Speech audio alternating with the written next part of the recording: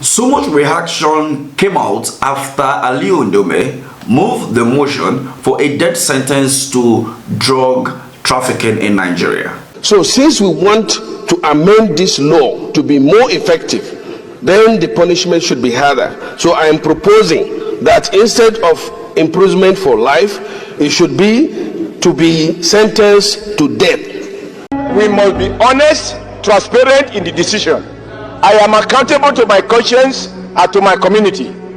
Death sentence is not a matter for a, nay or nay. Everybody should vote so that we will be counted when it matters. Those who vote for death and those who vote for punishment. No, you cannot. We take a vote.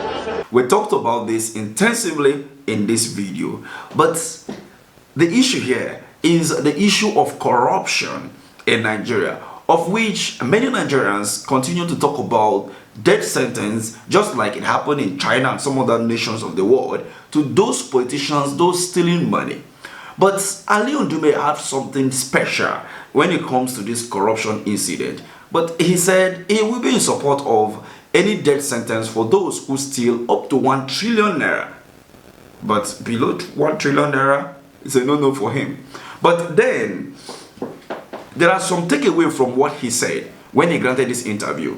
But to look at it carefully, he argued that why stealing lesser amounts, such as 1 million or 1 billion naira, should not warrant the death penalty. He emphasized that 1 trillion naira should go on a death sentence. But he further went ahead to say that if you compare us politicians to all the corruption, it is very small. Our corruption is people's driven. If you steal it, you will go and share it with the people. If you don't, you are not coming back for 4 years. There is no reason for stealing.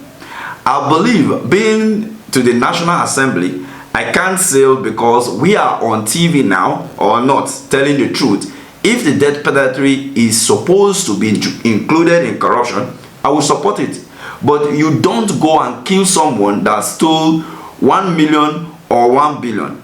No, but someone who steals 1 trillion of government money should be killed, quote and unquote. So if we are to take something out of what alot Ndume is talking about here, number one, talking about the issue of people's driven.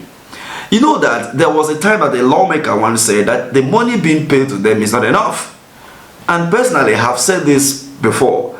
The pressure being mounted on our House of Rep members, House of Assembly members, chairman, local government chairman, councillors, and the rest is one of the reasons why they went ahead. They always go ahead to steal money. Some of these people are lawmakers, not executive like local government chairman, governor, or the president. And they are there to make laws. And when constitutional allowance and all of those things come into place, they ought to use this to develop the constituency. But if we may tell ourselves the truth, it is even the politicians who make this possible. Because you won't tell me that because you did not steal money to share, you will not return back to the office after 4 years, haven't seen a lot of development that you have brought to the constituency.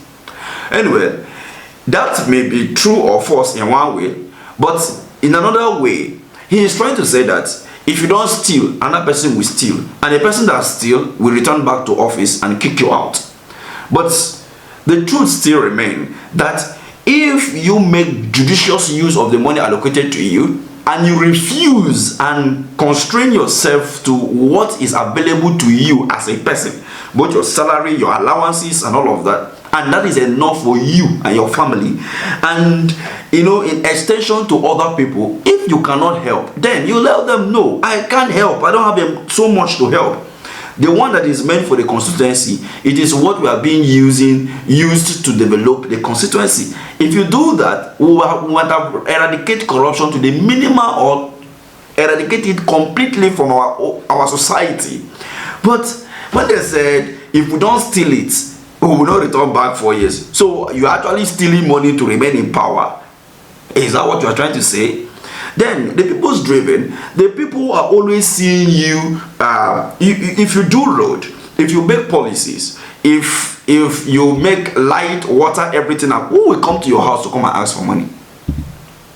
That's the question. Who will come to your house to ask for money? Nobody will come. For example, as it stands now, there are over 1 million people losing their job, or yes, over 1 million people losing their job within the last 1 year in Nigeria. This statistic may be wrong because I have not gotten that from National Bureau of Statistics, but I can typically tell you that up to 1 million people might have lost their job within the last 1 year. Reason being that a lot of companies have closed, a lot of businesses folded up, even my own too, folded up, and 1 or 2 persons that have been employed directly or indirectly lost their job. So when you accumulate all this, it will raise up to 1 million people who have lost their job within the last 1 year because you pronounce subsidy is gone. That caused a lot of chaos in the country. And when you look at that carefully, you will now agree with me that when you make good policy and then you make enabling environment for people to do business, nobody will ask for money from you. That's the honest truth. Yes, some people will always be there, but the manner at which they ask for this money is another thing to look at. That is number 2. The thing is that, how do anybody come to queue in your house asking you for money? Do you provide education for them and all of that? People don't come. You come and you buy things and you share for people and all of that. What about the constitutional project? But they will never want to talk about this, and that is the reason why we continue to live in abject poverty. I'll leave this to you to have your take at the comment section. What do you think? Thank you for watching.